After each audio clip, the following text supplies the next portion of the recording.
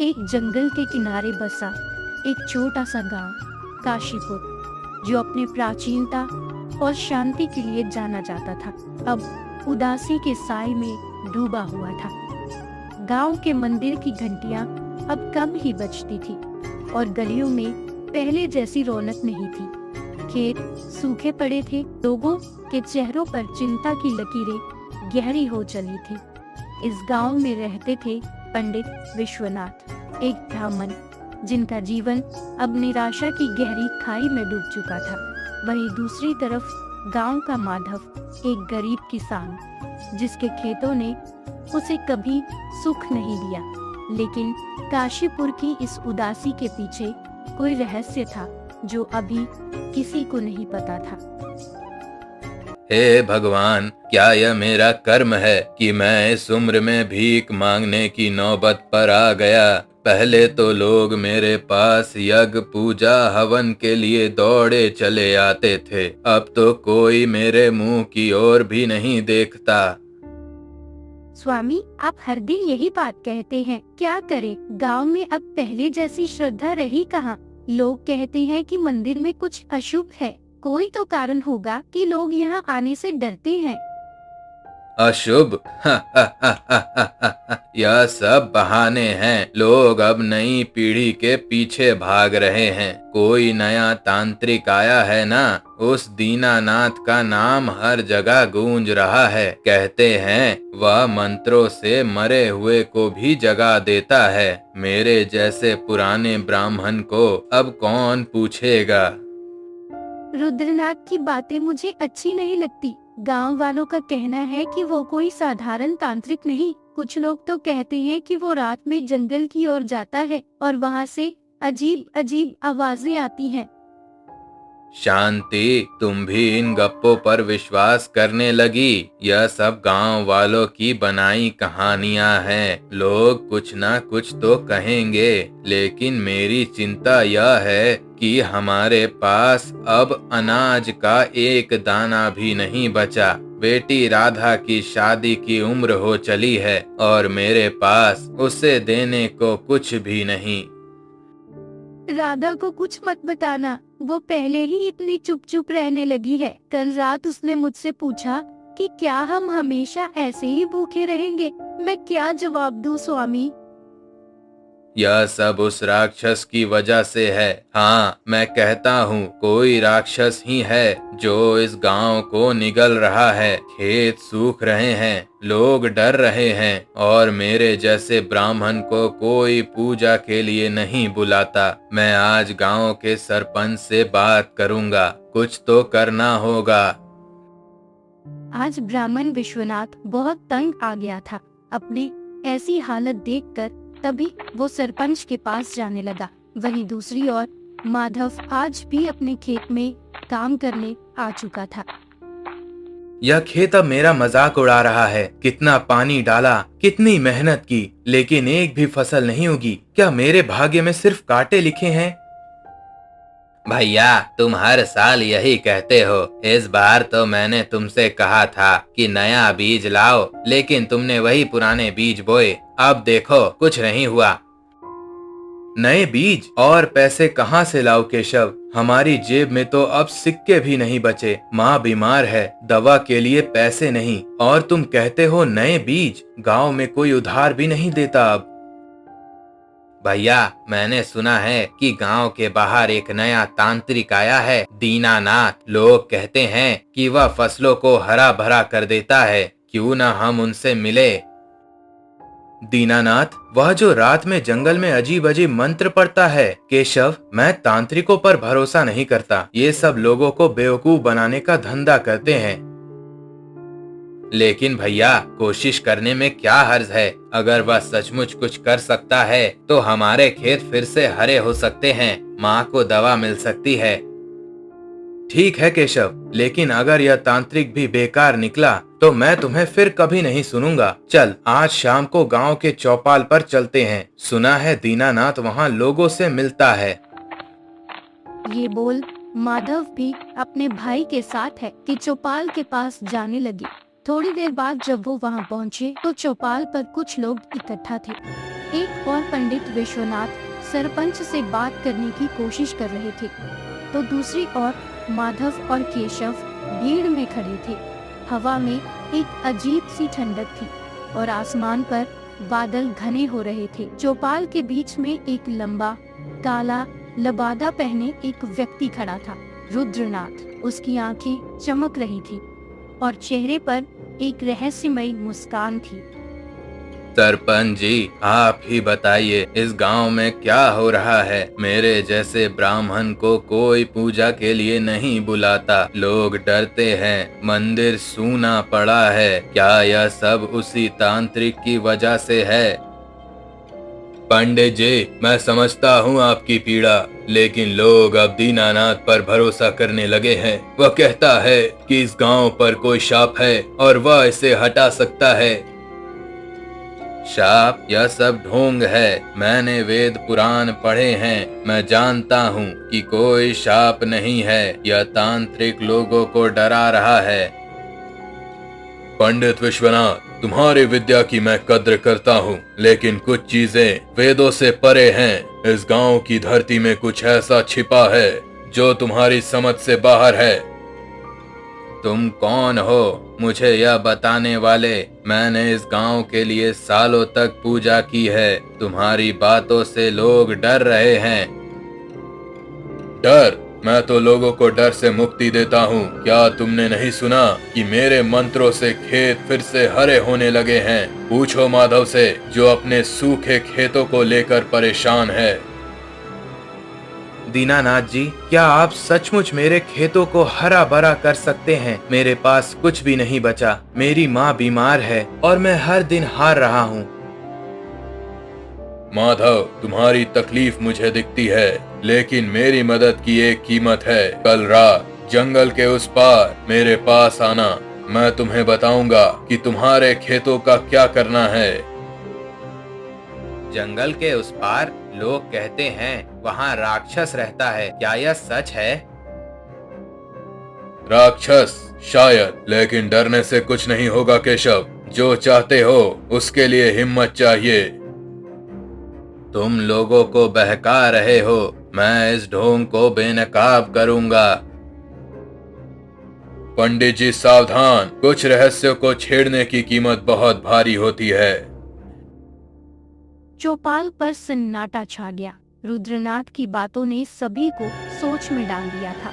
विश्वनाथ का गुस्सा और माधव की उम्मीद एक अजीब से तनाव में बंध गए। तभी गांव के सभी लोग अपने अपने घर जाने लगे। वो तांत्रिक भी ऐसा मानो गायब हो गया। माधव भी कुछ सोचते हुए अपने घर की ओर निकल पड़ा। वहीं दूसरी ओर ब्राह्मण विश्वनाथ भी घर जा रहा था। दूसरे दिन काशीपुर गांव की सुबह धुंध से ढकी थी।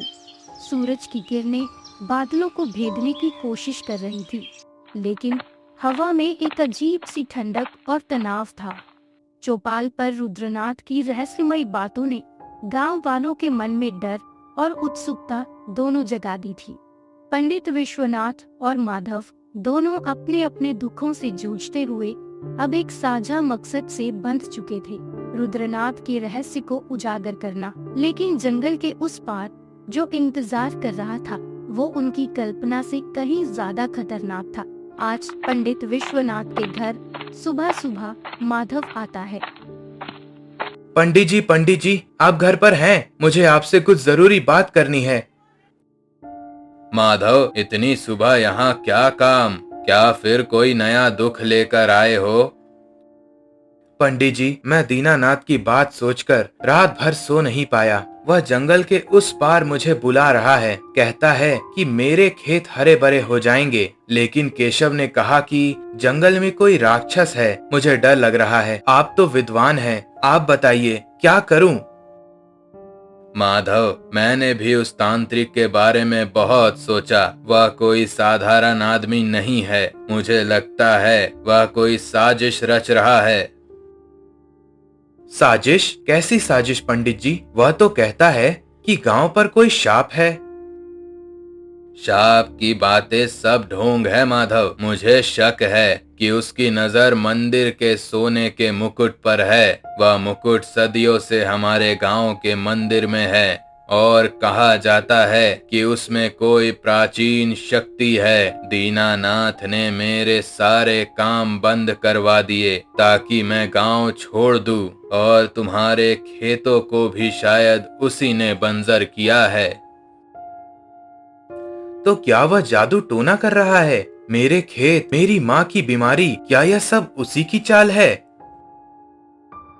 हाँ माधव, और अगर हमें सच जानना है तो हमें उसका पीछा करना होगा। वह जंगल में जो कर रहा है वह कोई साधारण तंत्र मंत्र नहीं। हमें आज ही जंगल जाना होगा और उसका पर्दाफाश करना होगा। लेकिन पंडित जी, अगर वहाँ सचमुच कोई राक्षस है, केशव ने कहा कि जंगल में अजीब अजीब आवाजें आती हैं। माधव, डर से कुछ हासिल नहीं होगा। अगर दीनानाथ कोई राक्षस जगा रहा है तो हम उसे रोकेंगे। मेरे पास वेदों की शक्ति है और तुम्हारे पास हिम्मत। चलो, आज शाम हम जंगल जाएंगे। ठीक है पंडित जी, मैं आपके साथ हूँ, लेकिन केशव को नहीं बताएंगे, वह डर जाएगा। सही कहा, यह हमारा राज रहेगा। शाम को गांव के बाहर मिलना। ये कहकर माधव डर से सहमा अपने घर की ओर चला जाता है। कुछ समय सूरज डूब चुका था और जंगल की घनी छाया में अंधेरा गहरा रहा था। विश्वनाथ और माधव दोनों हाथ में लाठी लिए सावधानी से जंगल की ओर बढ़ रहे थे। हवा में एक अजीब सी सनसनाहट थी और पेड़ों के बीच से कभी-कभी दूर की चीखें सुनाई दे रही थी। जंगल का रास्ता कांटों और पत्थरों से भरा था और हर कदम पर खतरे का एहसास हो रहा था। पंडित जी, यह जगह मुझे ठीक नहीं लग रही। देखिए, यहाँ की मिट्टी काली काली है, जैसे किसी ने आग जला दी हो। हाँ माधव, यह कोई साधारण जंगल नहीं। यहाँ कुछ तो गलत है। देखो, वहाँ पेड़ पर निशान हैं, जैसे किसी ने पंजों से खुरचा हो। पंडित जी, यह क्या है? क्या सचमुच यहाँ कोई राक्षस है? शांत रहो माधव, हमें दीनानाथ को ढूंढना है। ये निशान शायद उसी की चाल है। वह लोगों को डराने के लिए कुछ भी कर सकता है। रुकिए पंडित जी, वहाँ देखिए, वो क्या है? माधव एक पेड़ की ओर इशारा करता है, जहाँ एक पुराना फटा हुआ कपड़ा लटक रहा था। कपड़े पर खून के धब्बे थे और उसके पास एक टूटी हुई हड्डी पड़ी थी। शांत रहो माधव, यह खून ताजा नहीं है, लेकिन यह हड्डी यह इंसान की नहीं लगती। यह किसी बड़े जानवर की हो सकती है। दीनानाथ यहाँ कुछ कर रहा है माधव, हमें और सावधान रहना होगा। पंडित जी, मुझे लगता है हमें वापस जाना चाहिए। अगर वह राक्षस को जगा रहा है तो हम क्या करेंगे? नहीं माधव, अब पीछे नहीं हट सकते। अगर हम आज दीनानाथ को नहीं रोकते तो वह पूरे गांव को बर्बाद कर देगा। चलो आगे बढ़ते हैं। जंगल के बीच एक विशाल गुफा थी, जिसके मुहाने पर अंधेरा ऐसा था जैसे वो सारी रोशनी को निगल रहा हो। गुफा के बाहर कुछ अजीब से चिन्ह मिट्टी पर बने थे और हवा में धुएं की गंध थी।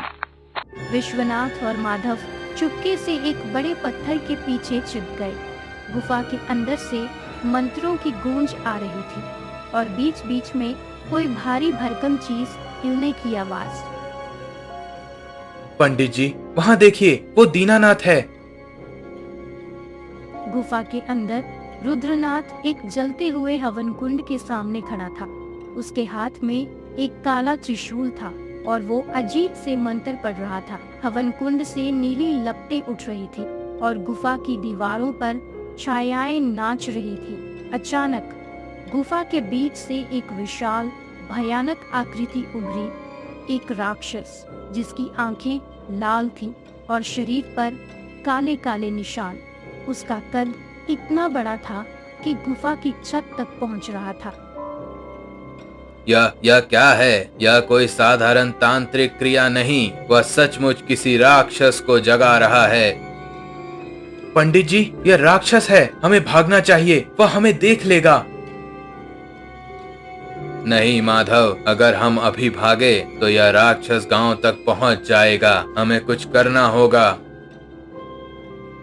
हे काल भैरव के प्रतिरूप, जागो, इस गांव की धरती तुम्हारी है। उस मुकुट की शक्ति को अपने भीतर समाओ और मुझे इस संसार का स्वामी बनाओ। राक्षस एक जोरदार दहाड़ मारता है और गुफा हिलने लगती है। रुद्रनाथ के सामने एक चमकता हुआ मुकुट रखा था, वही मंदिर का सोने का मुकुट। पंडित जी, वह मुकुट, वह सचमुच मंदिर से चुराया गया है, हमें उसे रोकना होगा। हाँ माधव, लेकिन हमें सावधानी से काम लेना होगा। मेरे पास कुछ मंत्र हैं जो शायद इस राक्षस को रोक सके, लेकिन हमें दीनानाथ को पहले रोकना होगा। पंडित जी, मैं आपके साथ हूँ, बताइए क्या करना है। पहले हमें उस हवन कुंड को बुझाना होगा, वह उसकी शक्ति का स्रोत है। तुम उस ओर जाओ और मैं दीनानाथ का ध्यान भटकाऊंगा। कौन है वहाँ? मैं तुम्हारी सांसों की आवाज सुन सकता हूँ, बाहर आओ, वरना यह राक्षस तुम्हें जिंदा निगल जाएगा। राक्षस की आंखें विश्वनाथ और माधव की ओर घूमती हैं। उसकी दहाड़ से गुफा फिर हिलने लगती है। ओम नमो भगवते हनुमते सर्व शांत कुरु कुरु स्वाहा। विश्वनाथ का मंत्र गूंजता है और राक्षस एक पल के लिए रुकता है। रुद्रनाथ गुस्से से विश्वनाथ की ओर देखता है। पंडित, तुमने मेरे रास्ते में आने की हिम्मत की, यह तुम्हारी आखिरी गलती होगी। गुफा में तनाव चरम पर था। विश्वनाथ और माधव अब रुद्रनाथ और उस राक्षस के सामने खड़े थे। विश्वनाथ के मंत्रों ने राक्षस को एक पल के लिए रोका था, लेकिन रुद्रनाथ की शक्ति बढ़ती जा रही थी। गुफा में नीली लपटें अब भी हवन कुंड से उठ रही थी। राक्षस की दहाड़ गूंज रही थी और रुद्रनाथ का चेहरा गुस्से से लाल था। विश्वनाथ और माधव पत्थर के पीछे छिपे थे, लेकिन रुद्रनाथ की नजर उन पर पड़ चुकी थी।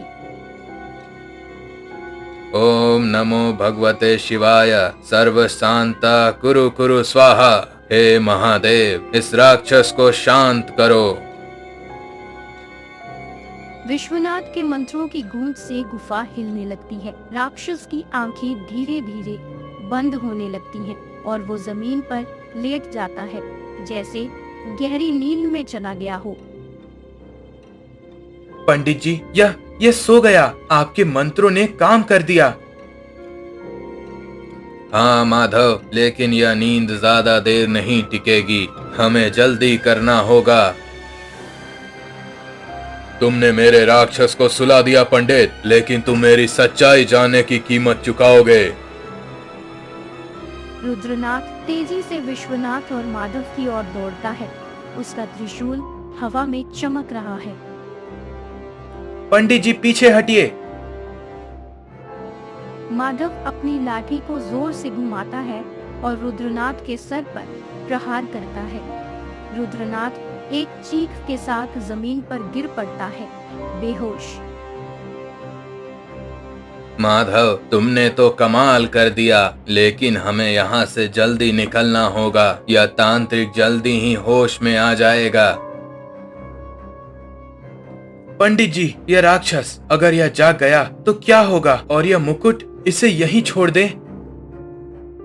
नहीं माधव, यह मुकुट गांव की शक्ति है, लेकिन इसे अभी छूना खतरनाक हो सकता है। पहले हमें गांव वापस जाना होगा, चलो जल्दी। दोनों गुफा से बाहर निकलते हैं। जंगल के कांटों और अंधेरे से होकर भागते हुए गांव की ओर बढ़ते हैं।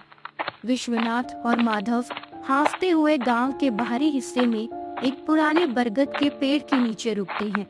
रात का सन्नाटा और जंगल की दूर की आवाजें उन्हें और डराने लगती हैं। पंडित जी, हमने जो देखा क्या यह सच था? वह राक्षस, वह तांत्रिक, यह सब क्या है?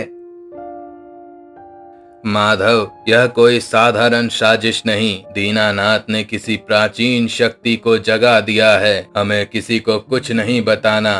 अगर गांव वालों को पता चला तो दहशत फैल जाएगी। लेकिन पंडित जी, अगर वह राक्षस जाग गया तो? हमने तांत्रिक को बेहोश कर दिया, लेकिन वह तो फिर आएगा। हाँ माधव, इसलिए हमें कल सुबह फिर मिलना होगा। हमें उस राक्षस को खत्म करने का कोई उपाय ढूंढना होगा, नहीं तो दीनानाथ और वह राक्षस मिलकर पूरे गांव को तबाह कर देंगे। ठीक है पंडित जी, मैं सुबह आपके घर आऊंगा, लेकिन यह मेरी समझ से बाहर है। डरो मत माधव, भगवान हमारी रक्षा करेंगे। अब घर जाओ और किसी से कुछ मत कहना। ये बोल दोनों सच्चाई को अपने भीतर दबाकर अपने अपने घर को चले गए। दूसरे दिन सूरज की पहली किरणें गांव पर पड़ रही थी, लेकिन हवा में अभी भी ठंडक और तनाव था। माधव विश्वनाथ के घर पहुंचता है। दोनों पुराने मंदिर के आंगन में बैठते हैं। पंडित जी, मैं रात भर सो नहीं पाया। वह राक्षस, उसकी आंखें, मैं अब भी कांप रहा हूँ। हम उसे कैसे खत्म करेंगे? हम तो साधारण इंसान हैं। माधव, डरने से कुछ नहीं होगा। वह राक्षस कोई साधारण प्राणी नहीं। दीनानाथ ने उसे किसी प्राचीन शक्ति से जगाया है, लेकिन हर राक्षस की कोई ना कोई कमजोरी होती है। हमें उसे ढूंढना होगा। लेकिन कैसे पंडित जी? हम तो उस गुफा में मुश्किल से बच पाए, और अगर दीनानाथ फिर से राक्षस को जगा देगा तो? हमें फिर से जंगल जाना होगा माधव। वहाँ कुछ तो होगा जो हमें राक्षस को रोकने का रास्ता बताए। दीनानाथ अभी बेहोश है, लेकिन वह जल्दी ही होश में आ जाएगा। हमें उससे पहले कुछ करना होगा। ठीक है पंडित जी, मैं आपके साथ हूँ, लेकिन अगर वह राक्षस वहाँ नहीं मिला तो हमें उसे ढूंढना होगा माधव। चलो अभी जंगल चल। विश्वनाथ और माधव जंगल के रास्ते फिर से गुफा की ओर बढ़ते हैं। जंगल अब और डरावना लग रहा है। पेड़ों पर खून के धब्बे और टूटी हड्डियां अब भी बिखरी हुई हैं। गुफा के पास पहुंचते ही उन्हें कुछ गलत होने का एहसास होता है। यहाँ कुछ ठीक नहीं है। गुफा के बाहर के निशान गायब है, और देखिए हवन कुंड भी ठंडा हो चुका है। हाँ माधव, दीनानाथ यहाँ से जा चुका है, और वह राक्षस वह भी गायब है। अचानक गुफा के पास एक पुराना विशाल बरगद का पेड़ हिलने लगता है। उसकी शाखाएं हवा में लहराती हैं और एक गहरी रहस्यमयी आवाज गूंजती है। विश्वनाथ, माधव, तुम यहाँ क्यों आए हो? पंडित जी, यह पेड़ बोल रहा है। यह क्या जादू है? शांत रहो माधव। हे पेड़, तुम कौन हो और तुम्हें हमारा नाम कैसे पता? मैं इस जंगल का रक्षक हूँ। सदियों से यहाँ खड़ा हूँ। मैंने सब देखा है। रुद्रनाथ की साजिश, उस राक्षस का जागना। वो राक्षस कोई साधारण प्राणी नहीं, वो काल भैरव का दूत है, जिसे रुद्रनाथ ने अपने काले मंत्रों से जगा दिया। काल भैरव का प्रतिरूप, लेकिन वह गांव की ओर क्यों जा रहा है? रुद्रनाथ ने उस राक्षस को मंदिर के मुकुट की शक्ति के लिए जगाया। वो मुकुट केवल सोने का नहीं, उसमें प्राचीन शक्ति है। रुद्रनाथ उस शक्ति को अपने बस में करना चाहता है। मैंने उसे रोकने की कोशिश की, लेकिन उसने मुझे अपने मंत्रों में बांध दिया। तो अब क्या होगा? क्या वह राक्षस गांव को तबाह कर देगा? नहीं, अगर तुम उसे रोक सको, राक्षस की कमजोरी उस हवन कुंड में है जिसे रुद्रनाथ ने बनाया। उसमें एक काला रत्न है जो राक्षस की शक्ति का स्रोत है। उसे नष्ट कर दो और राक्षस खत्म हो जाएगा। लेकिन सावधान, रुद्रनाथ अब गांव की ओर बढ़ रहा है। तो हमें उसे रोकना होगा। बताओ वह रत्न कहाँ है? वह रत्न गुफा के अंदर हवन कुंड के नीचे छिपा है, लेकिन रुद्रनाथ ने उसे जादू से बांध रखा है। तुम्हें पहले रुद्रनाथ को रोकना होगा, नहीं तो वो राक्षस को गांव तक ले जाएगा। पंडित जी, हमें अब दीनानाथ और उस राक्षस को ढूंढना होगा। गांव को बचाना है। हाँ माधव, यह हमारी आखिरी लड़ाई होगी। चलो गांव की ओर चलते हैं। विश्वनाथ और माधव अब एक नई हिम्मत के साथ गांव की ओर बढ़ रहे थे। रहस्यमय पेड़ की बातों ने उन्हें राक्षस को रोकने का रास्ता दिखाया था, लेकिन खतरा अभी भी बरकरार था। रुद्रनाथ और उसका राक्षस गांव की ओर बढ़ रहे थे और समय तेजी से कम हो रहा था। रुद्रनाथ और राक्षस गांव की सीमा पर खड़े थे। राक्षस की लाल आंखें अंधेरे में चमक रही थी और उसकी दहाड़ से जमीन कांप रही थी। रुद्रनाथ के हाथ में मंदिर का सोने का मुकुट था और उसके चेहरे पर एक विजयी मुस्कान थी। तभी विश्वनाथ और माधव दौड़ते हुए उनके सामने आ खड़े होते हैं। रुक जाओ दीनानाथ, तुम्हारी साजिश अब खत्म होगी। उस राक्षस को गांव में नहीं घुसने देंगे। पंडित, तुम और यह किसान मुझे रोकने आए हो। यह राक्षस काल भैरव का प्रतिरूप है। तुम जैसे कमजोर इंसान इसके सामने टिक नहीं सकते। कौन है ये नन्हे कीड़े जो मेरे रास्ते में आए हैं? दीनानाथ, इन्हें कुचल दूं। हम कीड़े नहीं, इस गांव के बेटे हैं। तुम्हारा यह राक्षस गांव को तबाह नहीं करेगा। काल भैरव के प्रतिरूप, इन दोनों को खत्म कर दो। यह मुकुट अब मेरा है और इसकी शक्ति से मैं इस गांव का राजा बनूंगा। राक्षस एक जोरदार दहाड़ मारता है और विश्वनाथ व माधव की ओर बढ़ता है। उसका विशाल शरीर और पंजे हवा में लहराते हैं। रुको, हे राक्षस, मैं तुम्हें अपने मंत्रों से बांधता हूँ। सुन, तो इस गांव का नहीं तो दीनानाथ की कठपुतली है। क्या तुझे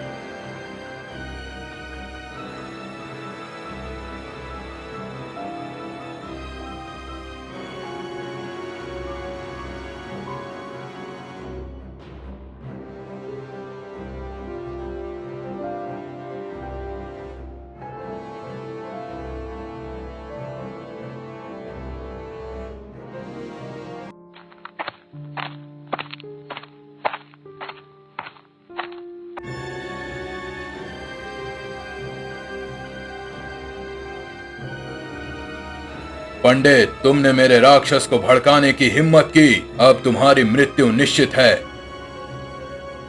रुद्रनाथ विश्वनाथ की ओर त्रिशूल फेंकता है, लेकिन विश्वनाथ तेजी से एक और हट जाता है।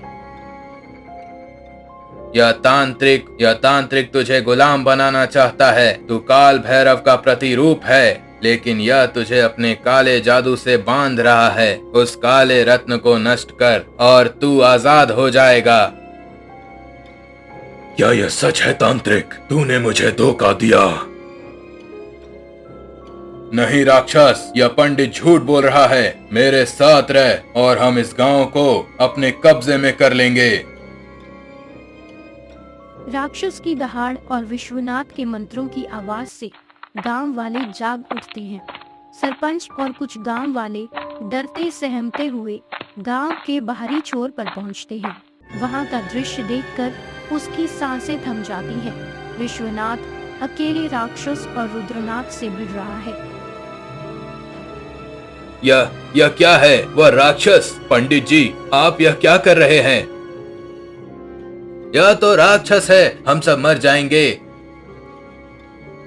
डरो मत सरपंच जी, यह राक्षस दीनानाथ की साजिश का हिस्सा है। हम इसे रोक रहे हैं, आप लोग पीछे रहें।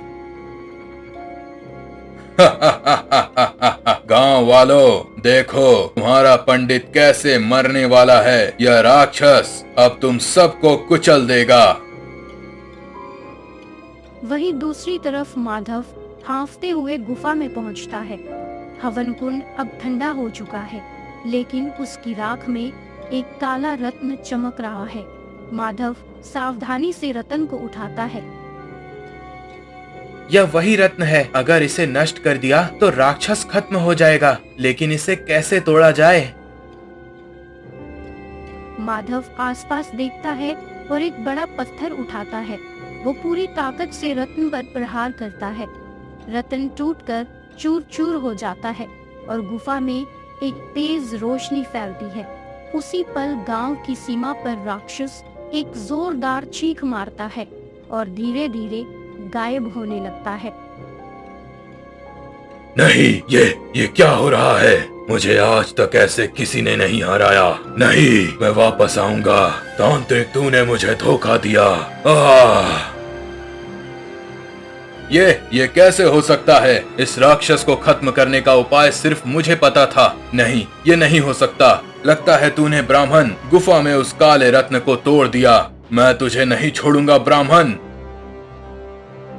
राक्षस के धूल में बदलते ही रुद्रनाथ के चेहरे का रंग उड़ जाता है। वो मुकुट फेंककर भागने की कोशिश करता है, लेकिन गांव वाले उसे घेर लेते हैं। दीनानाथ, तुमने हमारे गांव को तबाह करने की साजिश रची। अब तुम्हें सजा मिलेगी। इसे गांव से निकाल दो। इसने हमें डराया, हमारे मंदिर का मुकुट चुराया। यह हमेशा के लिए गांव से बाहर ही चाहिए। दीनानाथ, तुम्हारी साजिश खत्म हो गई। यह मुकुट मंदिर में वापस जाएगा और तुम्हें इस गांव में कभी जगह नहीं मिलेगी। मुझे माफ कर दो, मैंने यह सब शक्ति के लिए किया। नहीं दीनानाथ, तुम्हें अब गांव छोड़ना होगा और अगर फिर कभी दिखे तो तुम्हें कठोर सजा मिलेगी। गांव वाले रुद्रनाथ को धक्के मारकर गांव से बाहर निकाल देते हैं। वो चीखता चिल्लाता चला जाता है। सूरज की किरणें मंदिर के सोने के मुकुट पर पड़ रही थी, जो अब अपने स्थान पर वापस रखा गया था। गांव वाले विश्वनाथ और माधव की प्रशंसा में जुटे थे। पंडित जी, आपने और माधव ने हमारे गांव को बचा लिया। हमने आपकी विद्या को कम आंका। अब से मंदिर की हर पूजा आप ही करेंगे। यह मेरा कर्तव्य था सरपंच जी, लेकिन यह जीत सिर्फ मेरी नहीं, माधव की हिम्मत के बिना यह संभव नहीं था। पंडित जी, मैं तो बस आपके साथ था, लेकिन अब मेरे खेत क्या वे फिर से हरे भरे होंगे? माधव, तुमने गांव की रक्षा की। हम तुम्हारे खेतों के लिए नए बीज और पैसे देंगे। अब तुम्हारी माँ की दवा और तुम्हारे खेतों की चिंता हमारी है। गांव वाले तालियां बजाते हैं और मंदिर की घंटियां फिर से गूंजने लगती हैं।